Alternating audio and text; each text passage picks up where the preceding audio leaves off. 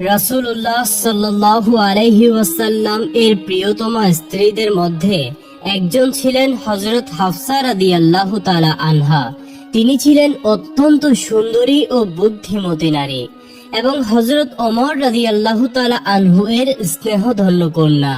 বাবার মতো তিনিও কিছুটা রাগী স্বভাবের ছিলেন। এমনকি রাসূলুল্লাহ সাল্লাল্লাহু আলাইহি ওয়াসাল্লামের অন্যান্য স্ত্রীদের মধ্যে তিনিই ছিলেন সবচেয়ে গরম মেজাজের। সামান্য কারণেই তিনি রেগে উত্তেজিত হয়ে উঠতেন। উহুদ যুদ্ধের পর তার প্রথম স্বামী হযরত খুনাইস হুযাফা রাদিয়াল্লাহু তাআলা আনহু ইন্তেকাল করেন। অল্প বয়সেই স্বামীকে হারিয়ে হাফসা রাদিয়াল্লাহু তাআলা আনহা অত্যন্ত শোকাগ্রস্ত হয়ে পড়লেন এবং নিরুপায় হয়ে বাবার বাড়িতে আশ্রয় নিলেন। সেখানে গিয়েও তিনি তার প্রিয় স্বামীর স্মৃতিতে বিভোর হয়ে থাকতেন। তার হাসি, খুনছুটি ও ভালোবাসার মুহূর্তগুলো মনে পড়লে অন্তর বিদীর্ণ হয়ে যেত। গভীর দুঃখে একাকী বসে তিনি নীরবেই অশ্রু ঝরাতেন। কন্যার এই অবস্থা দেখে হযরত ওমর রাদিয়াল্লাহু তাআলা আনহু তাকে সান্ত্বনা দিয়ে বললেন, হে হাফসা, তুমি তো আমার কলিজার টুকরা। তোমাকে এভাবে দেখে আমি যেন জীবিত থেকেও মৃত বোধ করি। তুমি ধৈর্য ধরো, এটাই আল্লাহর সিদ্ধান্ত এবং সকলকেই এটি মেনে নিতে হয়।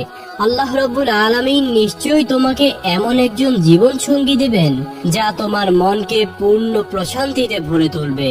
কিন্তু বাবার কথায়ও হাফসা রাদিয়াল্লাহু তাআলা আনহা শান্ত হতে পারলেন না। তিনি ক্রমাগত কেঁদেই চললেন। শেষ পর্যন্ত ওমর রাদিয়াল্লাহু তাআলা আনহু মেয়ের এই শোকাকুল অবস্থা সহ্য করতে না পেরে সেখান থেকে সরে আসতে বাধ্য হলেন। একদিন হযরত ওমর রাদিয়াল্লাহু তাআলা আনহু তার বিধবা মেয়ের জন্য একজন উপযুক্ত পাত্র খুঁজতে বেরিয়ে পড়লেন। প্রথমেই তিনি হযরত উসমান রাদিয়াল্লাহু তাআলা আনহুর কাছে গেলেন। হযরত উসমান রাদিয়াল্লাহু তাআলা আনহু কিছুদিন আগেই তার স্ত্রী রুকাইয়া রাদিয়াল্লাহু তাআলা আনহাকে হারিয়ে একাকী হয়ে পড়েছিলেন।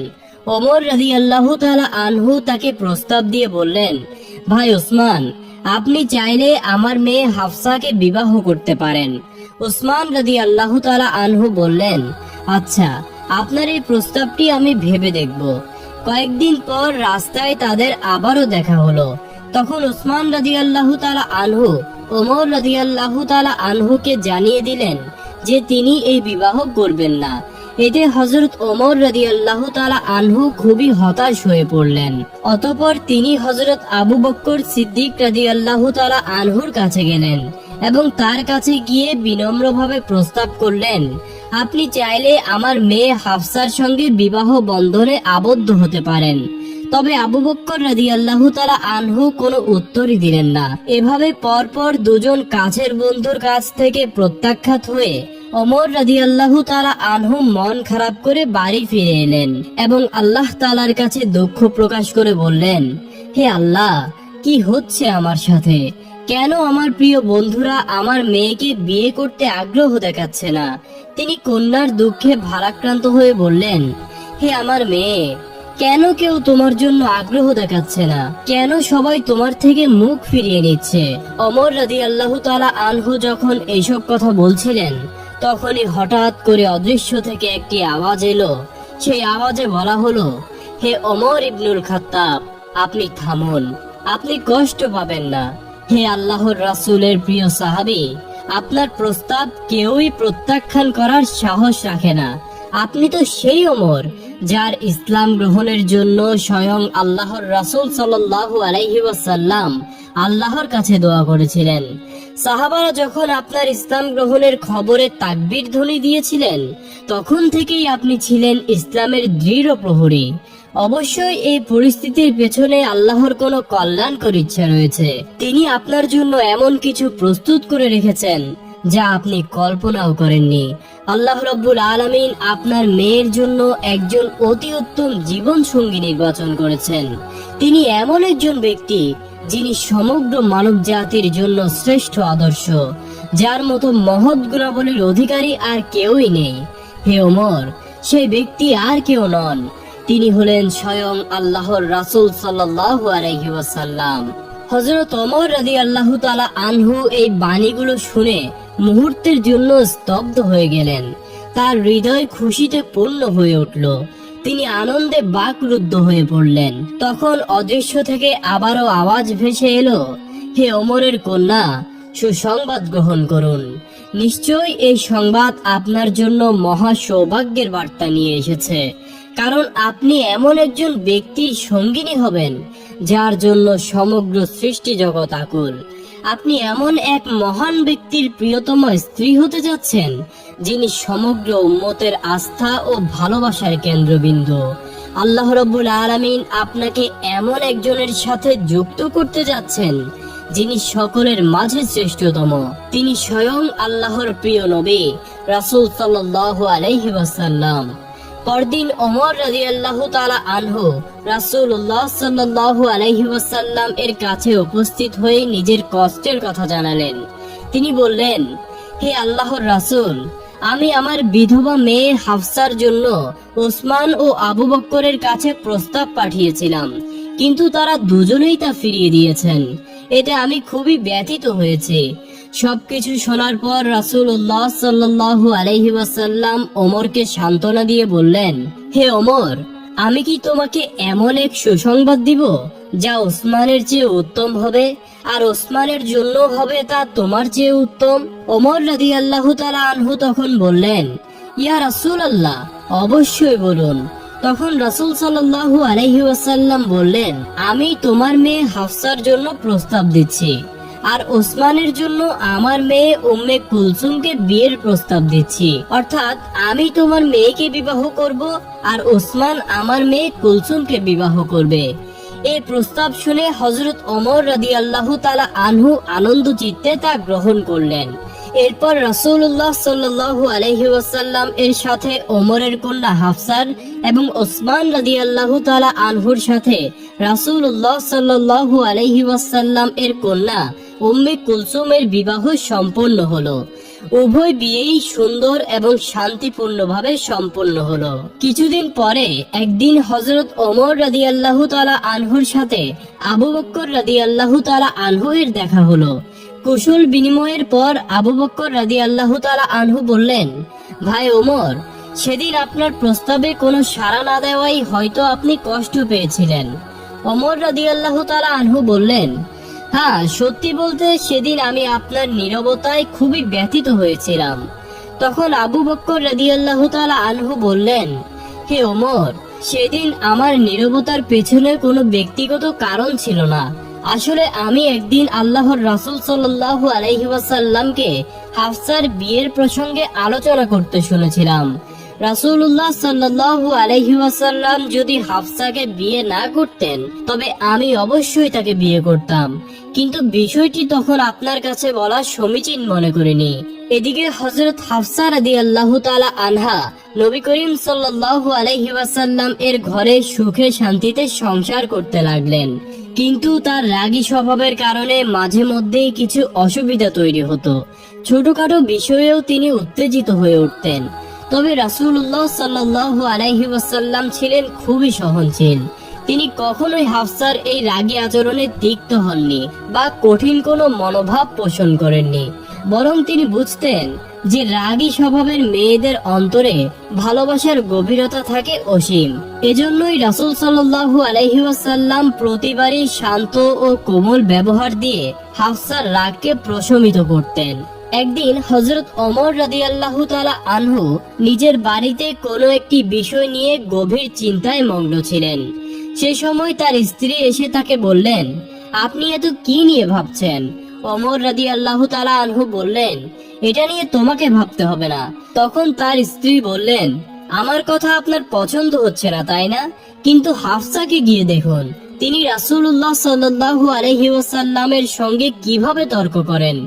এই কথা শুনে ওমর রাদিয়াল্লাহু তাআলা আনহু তৎক্ষণাৎ হাফসার ঘরে চলে গেলেন এবং তাকে জিজ্ঞেস করলেন, তুমি কি সত্যিই রাসূলুল্লাহ সাল্লাল্লাহু আলাইহি ওয়াসাল্লামের সাথে তর্ক করো? হাফসা রাদিয়াল্লাহু তাআলা আনহু কিছুটা লজ্জা নিয়ে জবাব দিলেন, এমনটা তো মাঝে মধ্যে হয়েই যায়। তখন ওমর রাদিয়াল্লাহু তাআলা আনহু বললেন, হাফসা, তুমি শুনে রেখো, তুমি আর কখনোই রাসূলুল্লাহ সাল্লাল্লাহু আলাইহি ওয়াসাল্লামের সাথে এমন আচরণ করবে না, আর এটা ভুলেও ভাববে না যে তিনি তোমার সৌন্দর্যে মুগ্ধ, বরং সব সময় তার সন্তুষ্টি ও ইচ্ছাকে অগ্রাধিকার দেবে এবং তার আদেশ ও নির্দেশকে সম্মান করবে। আরেকদিন হযরত ওমর রাদিয়াল্লাহু তাআলা আনহু হাফসার ঘরে এলেন এবং দেখতে পেলেন তার কন্যা হাফসা রাসূলুল্লাহ সাল্লাল্লাহু আলাইহি ওয়াসাল্লামের সঙ্গে তর্ক করছেন। এই দৃশ্য দেখে ওমর রাদিয়াল্লাহু তাআলা আনহু রেগে ফুঁসে উঠলেন এবং হাফসাকে প্রহার করতে উদ্যত হলেন। তখন রাসূলুল্লাহ সাল্লাল্লাহু আলাইহি ওয়াসাল্লাম দ্রুত তাদের মাঝে দাঁড়িয়ে ওমর রাদিয়াল্লাহু তাআলা আনহুকে থামালেন। এই পরিস্থিতিতে হযরত ওমর রাদিয়াল্লাহু তাআলা আনহু কিছুটা লজ্জিত হয়ে মেয়েকে সতর্ক করে উচ্চস্বরে বললেন, খবরদার, কখনোই রাসূলুল্লাহ সাল্লাল্লাহু আলাইহি ওয়াসাল্লামের কথার জবাব এভাবে দিবে না। তুমি কি জয়নবের মতো সুন্দরী কিংবা আয়েশার মতো ভাগ্যবতী যে এমন ভাবে কথা বলবে? এই কথা বলে ওমর রাদিয়াল্লাহু তাআলা আনহু সেখান থেকে চলে গেলেন। ওমর রাদিয়াল্লাহু তাআলা আনহু চলে যাওয়ার পর রাসূলুল্লাহ সাল্লাল্লাহু আলাইহি ওয়াসাল্লাম হাফসাকে বললেন, দেখলে তো হাফসা, কেমন করে আমি তোমাকে রক্ষা করলাম। একদিন রাসূলুল্লাহ সাল্লাল্লাহু আলাইহি ওয়াসাল্লাম হযরত হাফসা রাদিয়াল্লাহু তাআলা আনহার ঘরে এলেন। তবে হাফসা রাদিয়াল্লাহু তাআলা আনহা তখন ঘরে ছিলেন না, তিনি একটি প্রয়োজনের জন্য বাইরে গিয়েছিলেন। তখন রাসূলুল্লাহ সাল্লাল্লাহু আলাইহি ওয়াসাল্লাম একাকিত্ব কাটাতে উম্মুল মুমিনিন হযরত মারিয়া কিপ্তিয়া রাদিয়াল্লাহু তাআলা আনহাকে ডেকে আনলেন। অতঃপর তারা কিছু সময় একান্তে কথোপকথন ও হাসি ঠাট্টায় কাটালেন।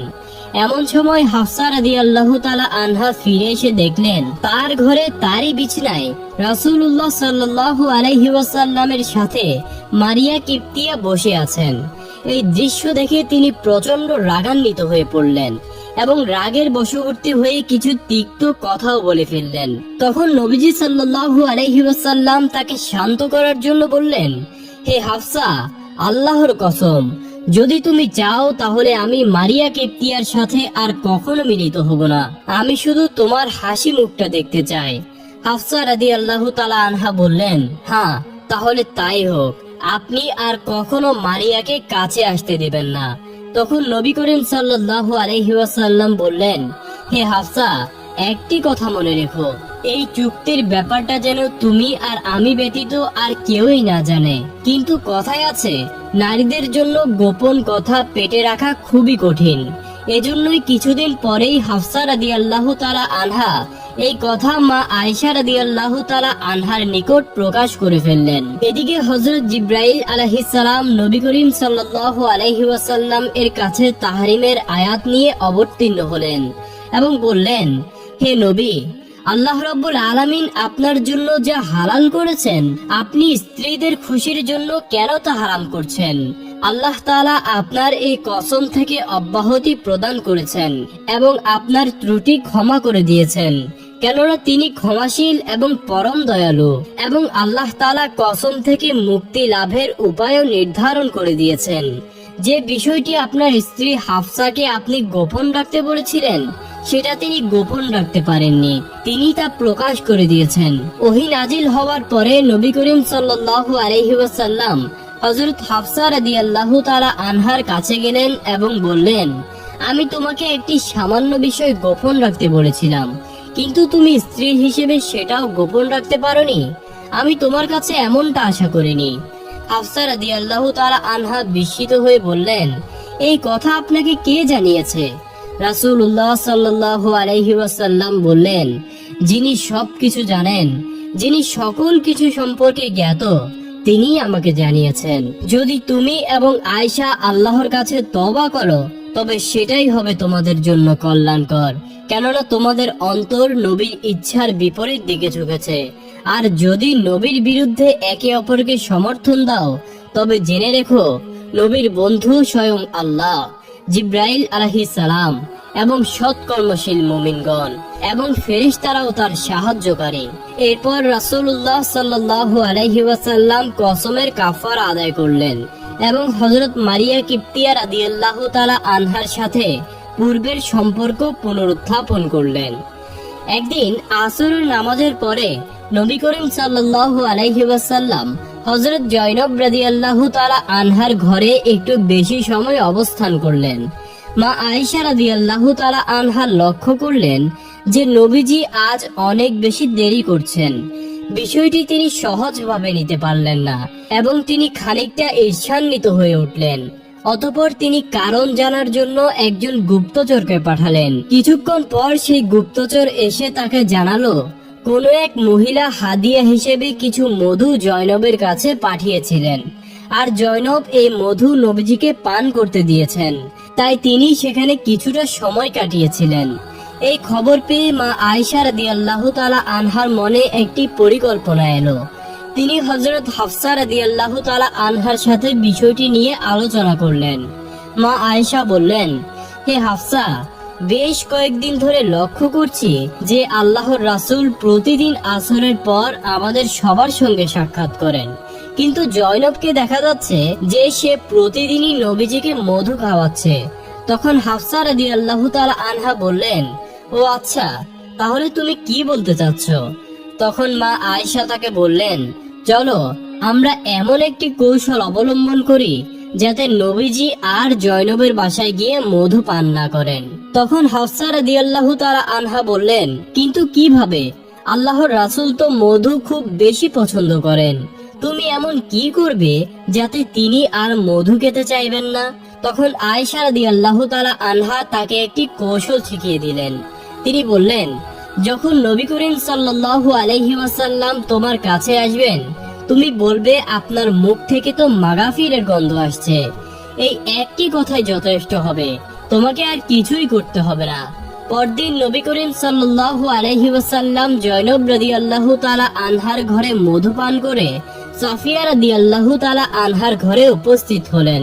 আসলে মা আয়েশা রাদিয়াল্লাহু তাআলা আনহা সাফিয়াকেও ওই একই কথা বলে রেখেছিলেন, যার ফলে সাফিয়াও নবীজির অপেক্ষায় ছিলেন। নবীজিকে দেখে সাফিয়া বললেন, ইয়া রাসূলুল্লাহ, আপনি কি মাগাফির খেয়েছেন?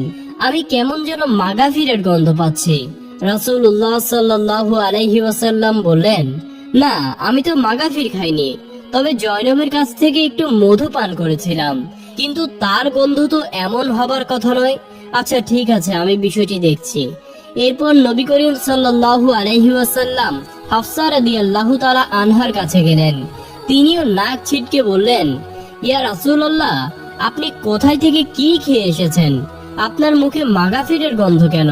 আসলে মাগাফির এক ধরনের নেশা জাতীয় ফল ছিল, তাই নবীজির মনে হলো হয়তো তিনি মাগাফির ফুলের মধু পান করেছেন। তখন তিনি বললেন, আমার জন্য এখন থেকে মধু পান নিষিদ্ধ, আমি আর কখনো মধু পান করব না। এরপর নবী করিম সাল্লাল্লাহু আলাইহি ওয়াসাল্লাম হাফসাকে বললেন, আমার জন্য মধু পান নিষিদ্ধ করার বিষয়টি তুমি কারো কাছে প্রকাশ করবে না, কারণ জয়নব এই কথা জানলে প্রচন্ড কষ্ট পাবেন।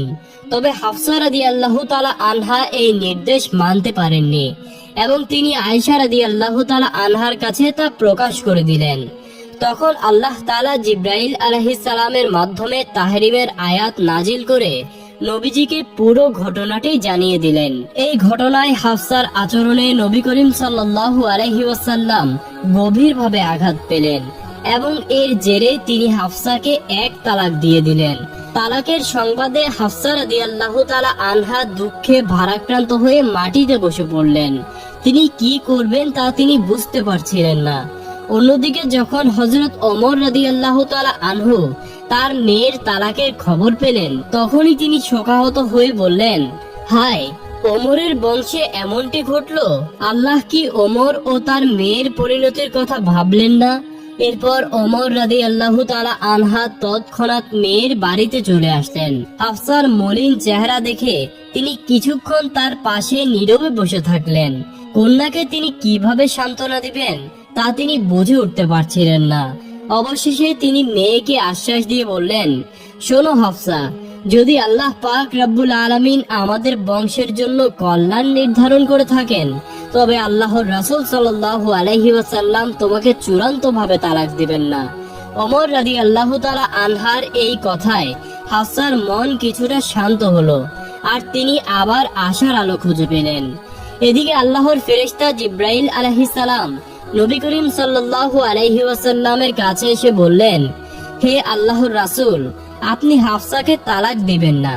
যদিও তিনি একটু রাগী স্বভাবের, তবে তিনি অত্যন্ত নেককার একজন নারী।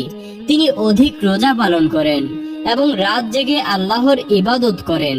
এমনকি জান্নাতেও তিনি আপনার সঙ্গিনী হবেন। এই সুপারিশে সাড়া দিয়ে নবী করিম সাল্লাল্লাহু আলাইহি ওয়াসাল্লাম আবারও হাফসাকে স্ত্রী হিসেবে গ্রহণ করলেন। কতই না ভাগ্যবতী ছিলেন হাফসা রাদিয়াল্লাহু তাআলা আনহা, যিনি এমন এক সম্মান পেলেন যে স্বয়ং আল্লাহর নির্দেশে জিব্রাইল আলাইহিস সালাম তার জন্য দুনিয়াতে এসে সুপারিশ করেছিলেন। একদিন হযরত হাফসা রাদিয়াল্লাহু তাআলা আনহা ও নবীজির অন্যান্য স্ত্রীগণ একত্র হয়ে নবীজির কাছে আবেদন জানালেন, হে আল্লাহর রাসূল, আল্লাহ তাআলা এখন আপনাকে গনিমতের মাল দিয়েছেন, সুতরাং আমাদের খোরপোশ কিছুটা বাড়িয়ে দিন। নবী করিম সাল্লাল্লাহু আলাইহি ওয়াসাল্লাম তাদের এই অনুরোধ শুনে খুবই ব্যথিত হলেন, কারণ তিনি কল্পনাও করতে পারেননি যে তার স্ত্রীরা বিলাসী জীবন যাপন করতে চাইবে।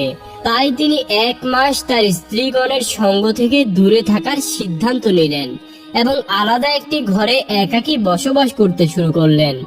এদিকে মুনাফিকেরা মানুষদের মধ্যে গুজব ছড়িয়ে দিল যে রাসূলুল্লাহ সাল্লাল্লাহু আলাইহি ওয়াসাল্লাম তার সব স্ত্রীকে তালাক দিয়েছেন।